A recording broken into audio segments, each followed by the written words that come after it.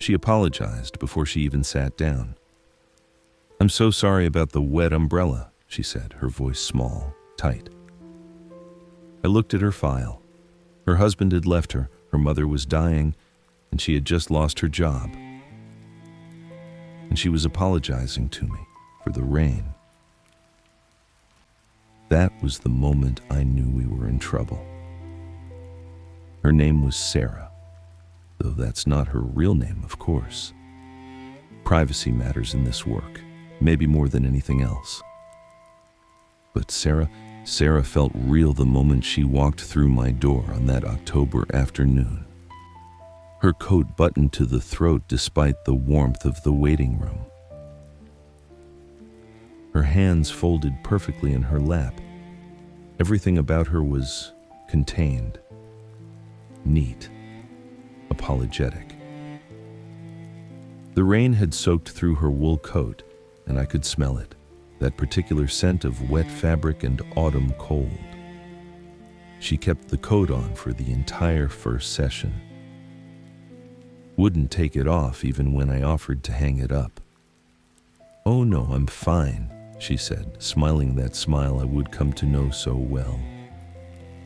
The smile that said, everything is fine when nothing was fine. There's a sound that people pleasers make. You learn to hear it if you sit in this chair long enough. It's not in their words, it's in the rhythm beneath them. The nervous tap of a foot against the carpet. Quick, almost imperceptible, like Morse code for anxiety. Sarah's foot tapped the entire 50 minutes. Tap, tap, tap. A metronome of suppressed feeling. I remember thinking, she's the easiest patient I've had in months. She arrived early, never canceled, paid on time, agreed with everything I said. She was the dream client, which should have been my first warning. Because easy isn't the same as well. And agreement isn't the same as honesty. Let me tell you about Sarah's life. She was 38, worked as a social worker in pediatrics, spent her days holding the pain of sick children and their terrified parents. Then she'd drive across town to her mother's house, the one with the peeling paint and the broken porch light she kept meaning to fix. She'd make dinner, do the laundry, sit with her mother through the long evenings while dementia slowly erased the woman who raised her. Her brother lived 20 minutes away. He never visited. When I asked her about why she carried this alone, she said, "Oh, you know how it is. He's busy with work. It's easier if I just handle it." That smile again. That terrible, automatic smile. Her husband had left 6 months before she came to see me. 15 years of marriage ended with a note on the kitchen counter. He'd met someone at work. Someone younger, he said. Someone who knew what she wanted. I asked Sarah how she felt when she read that note. She paused, that foot still tapping. I was sad, of course, she said. But I understand. I wasn't enough probably. I was always tired. I was busy with Mom. I can see why he'd want someone more. Present. Sad. That was the word she used. Sad. Not betrayed. Not furious. Not destroyed. Just sad. And somehow responsible. I've been doing this work for 30 years. I've sat with murderers and addicts and people who've done unspeakable things. But I tell you, nothing unnerves me quite like pathological niceness. Because beneath that surface, beneath all that compulsive agreeability, there's a rage so vast it could swallow cities. and the person carrying it has no idea it's there. Sarah was drowning, and she was smiling while she drowned. The clock in my office ticks. It's an old thing, my grandfather's. Brass and glass and the steady rhythm of seconds passing. Most patients don't notice it after the first session. But Sarah heard every tick. I could see her eyes flick toward it every few minutes.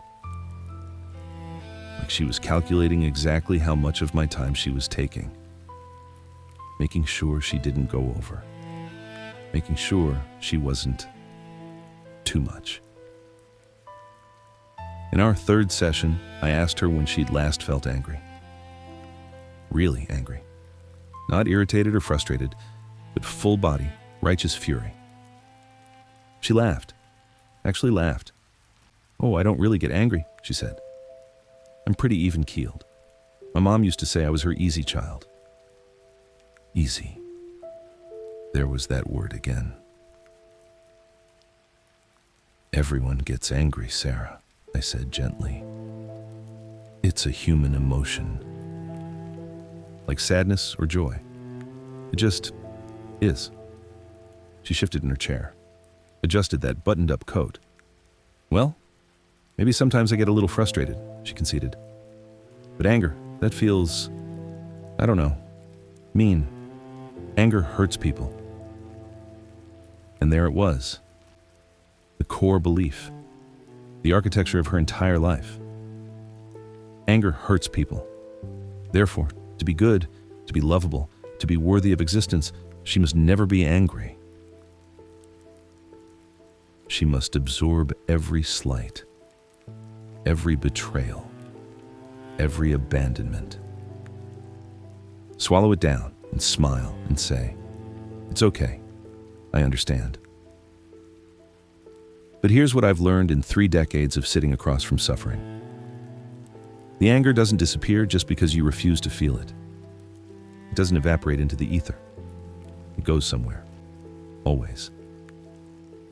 Usually, it goes into the body. By the time Sarah came to see me, her body was screaming. Migraines that left her blind and vomiting for days. Chronic fatigue so profound, she'd fall asleep at stoplights. Digestive issues that had sent her to 3 different specialists. They'd run every test, scans, blood work, endoscopies. Everything came back normal. "It's probably stress," they told her. "Maybe try yoga. Get more sleep." As if she had time for yoga. As if sleep was something she could simply choose. There's a phrase in trauma work, "The body keeps the score." It's from Bessel van der Kolk's groundbreaking research. The idea that our bodies remember what our minds try to forget. That psychological pain, when it has nowhere else to go, manifests as physical symptoms. Sarah's body was keeping meticulous score. Every swallowed insult, every time she said yes when she meant no, every betrayal she minimized. Her nervous system was drowning in cortisol. Her muscles held tension like armor. The migraines were her body's way of forcing her to stop, to lie down in a dark room and finally, feel. But even then, even flat on her back in agony, she felt guilty. Guilty for missing work. Guilty for not being at her mother's house. Guilty for existing in pain instead of service. I remember one session, maybe the 5th or 6th, when she described a particularly bad migraine. "I felt so terrible," she said. "My supervisor had to cover my cases. I hate being unreliable." "Sarah," I said slowly, "you were in the emergency room. You weren't unreliable. You were incapacitated. She waved her hand dismissively. I know. But still, people were counting on me. People were always counting on Sarah. And Sarah never counted herself among the people who mattered.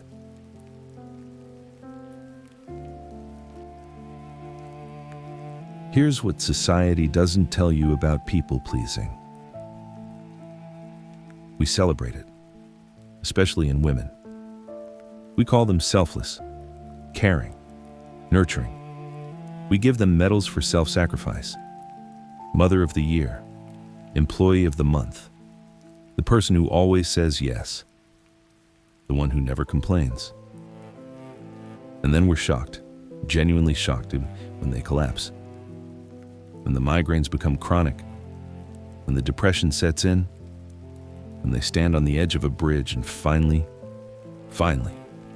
say no to one more day of this. But it's not just women. Men learn this dance too, just with different steps.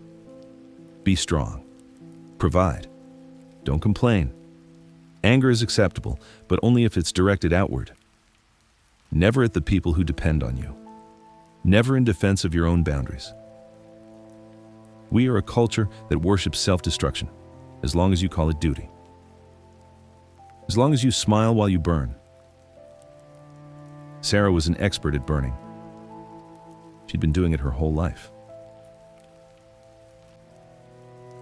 I started pushing back in our sessions. Gently at first. Testing the waters.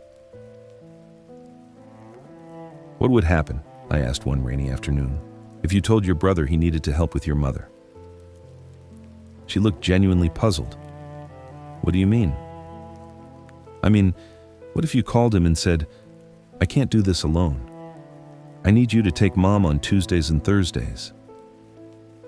She shook her head immediately. Oh, I couldn't do that. He's so busy. And he and Mom, they've always had a difficult relationship. It would just create conflict. So you carry the burden alone to avoid conflict, I said. Well, yes. That smile. I don't mind, really. I'm good at it. Are you? I leaned forward slightly. Because from where I'm sitting, you're exhausted. You're in pain. Your marriage ended. You're having panic attacks in grocery stores. I paused. That doesn't sound like someone who's good at this. That sounds like someone who's drowning. Her foot stopped tapping, just for a moment. I saw something flicker across her face, something raw and real. Then the smile returned, brighter this time. More determined. I'm fine, Dr. Hart. Really. I just need to manage my stress better. And we were back behind the wall. I tried different approaches over the next few weeks. I asked her about her childhood, about what messages she'd received about anger, about what happened when she expressed needs as a child.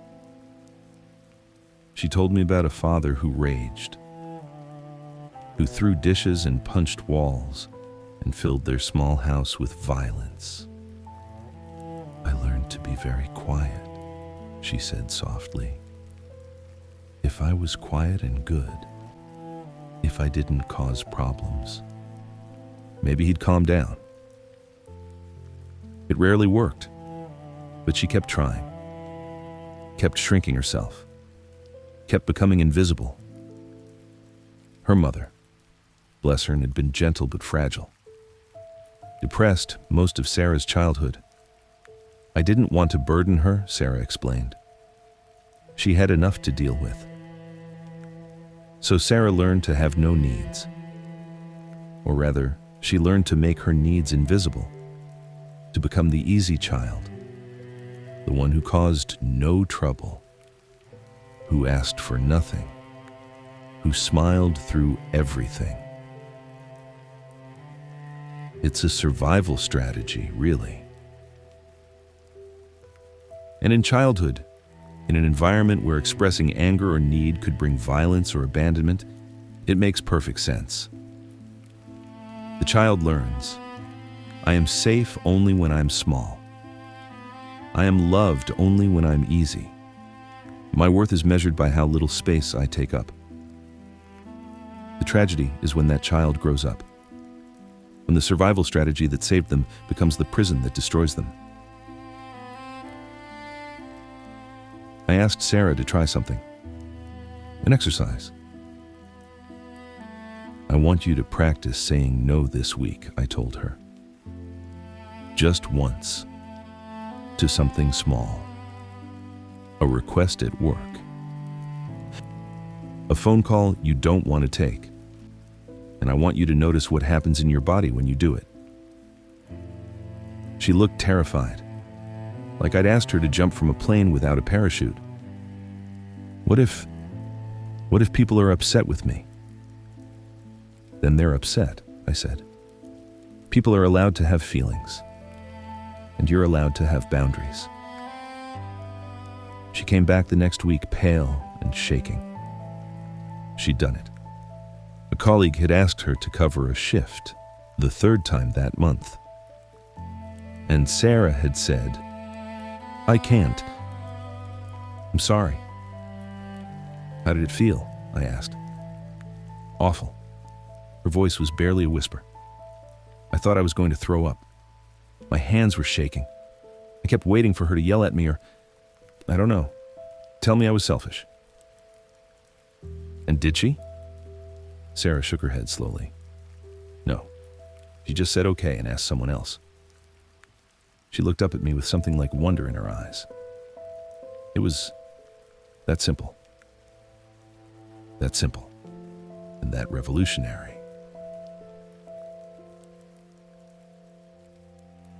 But progress in therapy is never linear. For every step forward, there's often 2 steps back. Old patterns have deep roots. They don't surrender easily. Sarah would practice boundaries and then feel so guilty she'd overcompensate. She'd say no to one thing and yes to 10 others. The anxiety would spike. The migraines would return. We'd be back where we started.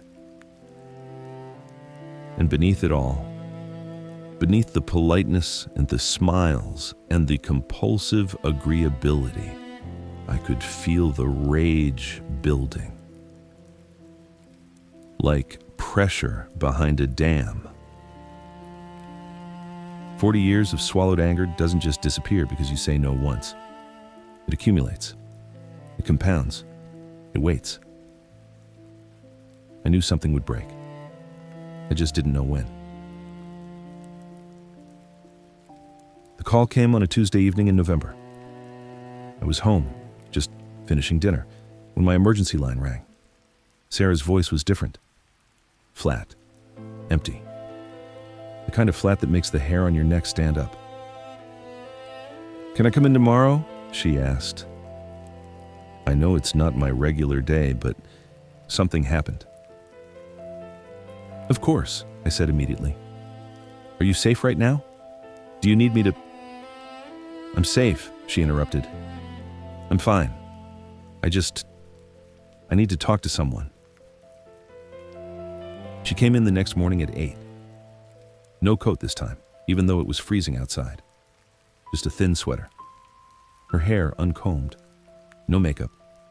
She looked unraveled. She sat down in her usual chair. Didn't apologize. Didn't smile. Just stared at her hands. I waited. Sometimes silence is the most important intervention. Finally, she spoke. My brother came by yesterday, she said quietly. He needed money. Again. 3rd time this year. He said it was for car repairs, but I know it's gambling. I've always known. She paused. Took a breath. I gave it to him. $2,000. Money I'd saved for, I don't even know what. Something for myself, maybe. She laughed, a bitter, broken sound I'd never heard from her before. I gave it to him and he didn't even say thank you. Just took the check and left. Her hands were trembling now. And when he was gone, I went to see Mom. I made her dinner like always. Changed her sheets. Gave her medication. She looked up at me then. Her eyes were different. Something had broken open behind them. And she looked at me, really looked at me, and asked who I was. Sarah's voice cracked. She didn't recognize me. Her own daughter. After everything I've sacrificed. The silence that followed was enormous. I stood there in her kitchen, Sarah continued, her voice so quiet I had to lean forward to hear. And I felt, God, Dr. Hart, I felt such hatred. She looked at me with something like horror. I hated her. My own mother. This sick, confused woman. I hated her so much I thought I might. She didn't finish the sentence. She didn't need to.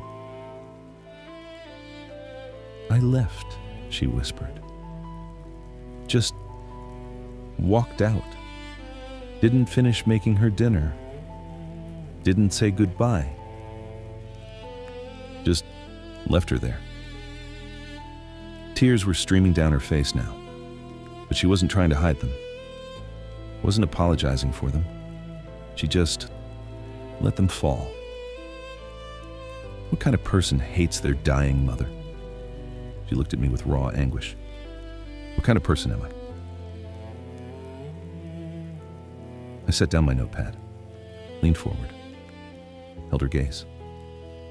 Sarah, I said gently, you're a human being. That's what kind of person you are. She shook her head. That's not... I shouldn't feel this way. I should be patient, understanding. She's sick, she can't help. Stop, I said. Not harshly, but firmly. Just stop for a moment. She fell silent, that foot starting to tap again. Tap, tap, tap. What you felt yesterday wasn't hatred of your mother, I said slowly. It was 40 years of rage finally breaking through. Rage at a father who terrorized you. At a mother who couldn't protect you. At a brother who takes and never gives. At a husband who abandoned you. At a world that taught you your worth was measured by how much you could give, until there was nothing left. Her breath came in short gasps, like she was drowning. Maybe she was. That anger isn't wrong, Sarah. It's not bad. It's not evidence that you're a terrible person. I paused. It's evidence that you're alive. That some part of you, some essential part, is still fighting for your right to exist. Not as a caregiver, not as a helper, but as a person with needs and limits and, yes, anger. She stared at me for a long moment. Then, something in her face crumpled, really crumpled. The wall, that perfect, polite wall she'd maintained for months, years, maybe her whole life, finally came down. And she sobbed. Deep, wrenching sobs that shook her entire body. The kind of crying that sounds almost violent, like something tearing loose. I didn't try to stop her. Didn't offer platitudes. Just sat with her. Let her feel it. Let the decades of swallowed pain finally have a voice. The clock ticked. The rain fell against the windows. And Sarah finally let herself break. Which is sometimes the only way to become whole. That session lasted 2 hours. I canceled my next appointment. Some moments can't be rushed. When she finally stopped crying, when she'd exhausted herself into a kind of quiet stillness, we talked.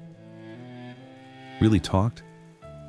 No walls, no performance, just truth. I don't know how to be a person who gets angry, she said hoarsely. I don't know how to have boundaries. To say no without feeling like I'm destroying everything. I know, I said. That's what we're going to figure out together. She looked at me with exhausted eyes. What if people leave? What if I lose everyone? And here's what I told her. What I wish someone had told me years ago when I was learning my own lessons about boundaries and authenticity. Anyone who leaves you because you finally have boundaries wasn't really there for you, I said gently. They were there for what you could give them, for your service, your sacrifice, your endless, self-destroying compliance. I leaned back in my chair. Real love, genuine connection can handle your anger, can hold your boundaries, can accept that you're a complete person with needs and limits. I paused. False love, conditional love, requires your silence, requires you to shrink, requires you to slowly, quietly kill yourself. She was quiet for a long moment. Then, I'm so tired, Dr. Hart. I'm so tired of being nice. I know, I said. I know you are.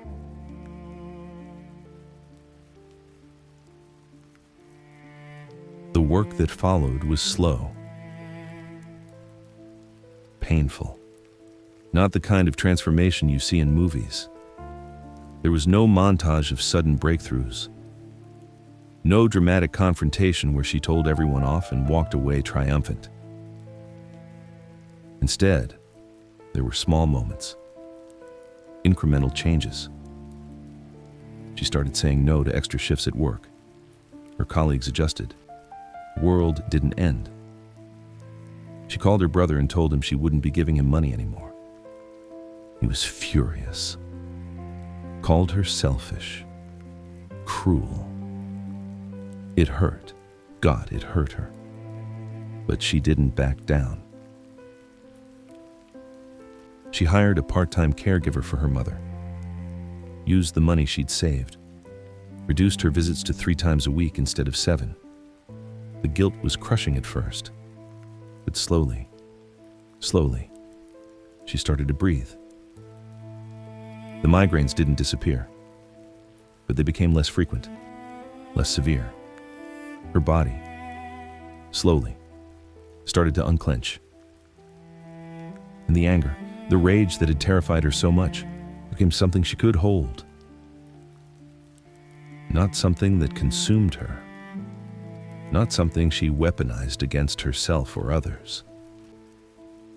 But something real. Human. Legitimate. I got angry at the grocery store clerk yesterday, she told me one day, almost sheepishly.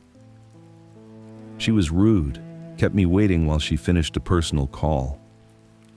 And instead of just smiling and saying it was fine, I said, "Excuse me, I've been waiting for several minutes. Could you please help me?" She looked at me like she'd just confessed to murder. Was that okay? I smiled. How did it feel? Terrifying, she admitted. Then, a small smile, but also kind of good. That's how recovery happens. Not in grand gestures, but in small acts of self-respect, one boundary at a time. I learned something from Sarah too, something I hadn't expected. Sitting with her week after week, watching her struggle to claim space, to express anger, to exist without apologizing, I started noticing my own patterns. How I'd overextend myself with patience. Answer emails at midnight. Cancel personal plans when someone needed an emergency session. I told myself it was dedication, professionalism. But watching Sarah's exhaustion, I saw echoes of my own. I realized I needed to be liked by my patients, needed to be seen as helpful, good, available.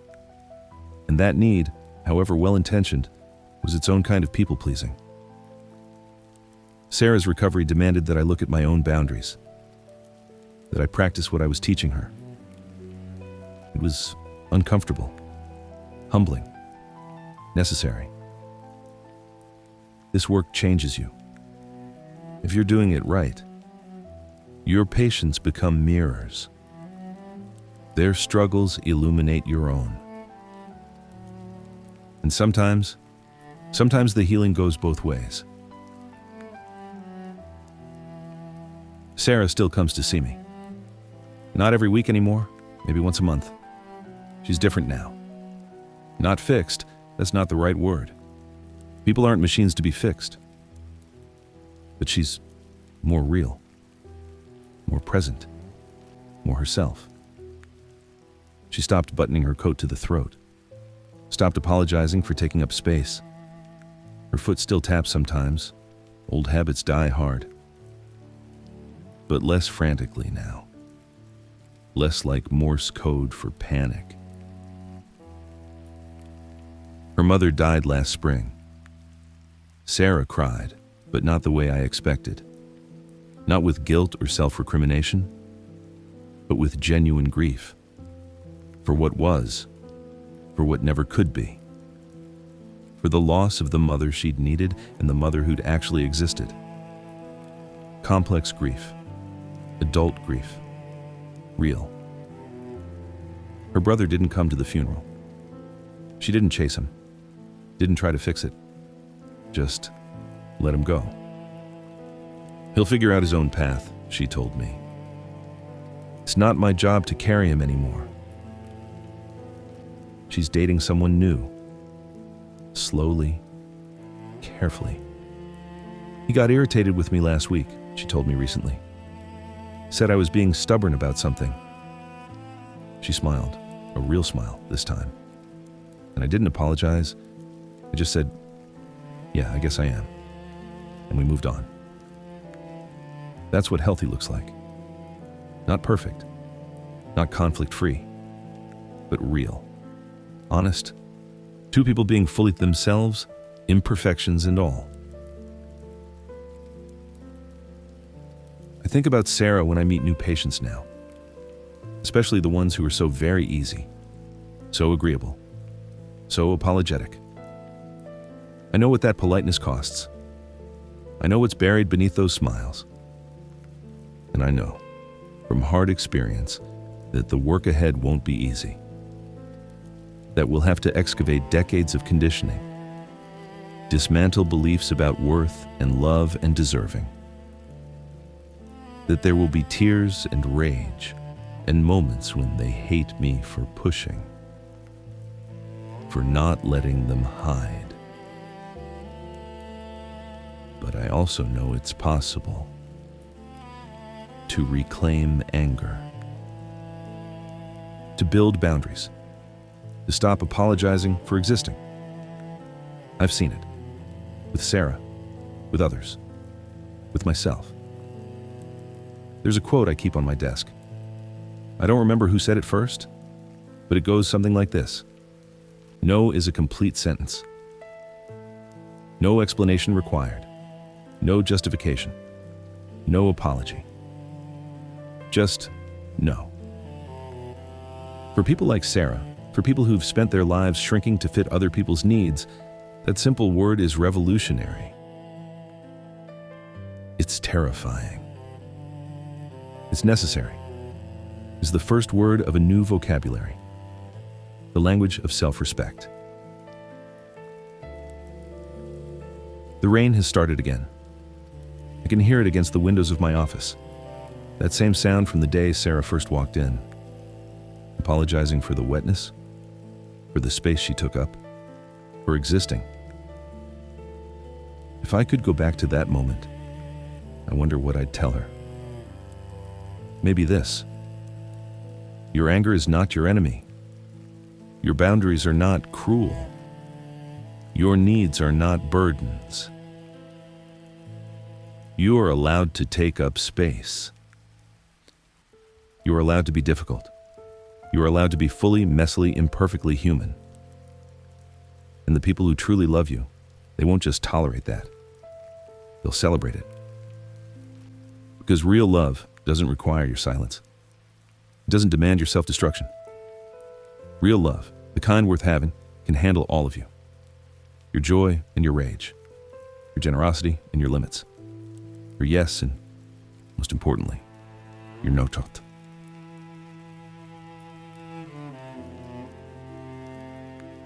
The clock ticks. My next patient will arrive soon. Someone else carrying their own private suffering. Their own lessons to learn. I'll sit with them the way I sat with Sarah. Without judgment. With patience. With the knowledge that healing is slow and non-linear and absolutely possible. This is the work. Not advice, not answers. Just witnessing. Holding space for people to become themselves. To shed the costumes they've worn for so long they forgot they were wearing them. Sarah taught me that, among other things. And I'm grateful for her courage, for her struggle, for the way she let me witness her becoming. That's the privilege of this work. Being present for those moments when someone finally stops apologizing for existing. When they claim their right to be whole, angry, imperfect, real. The rain continues. The clock ticks. And somewhere out there, Sarah is living a life that's finally, truly hers. Not perfect, not easy, but real. And that's everything.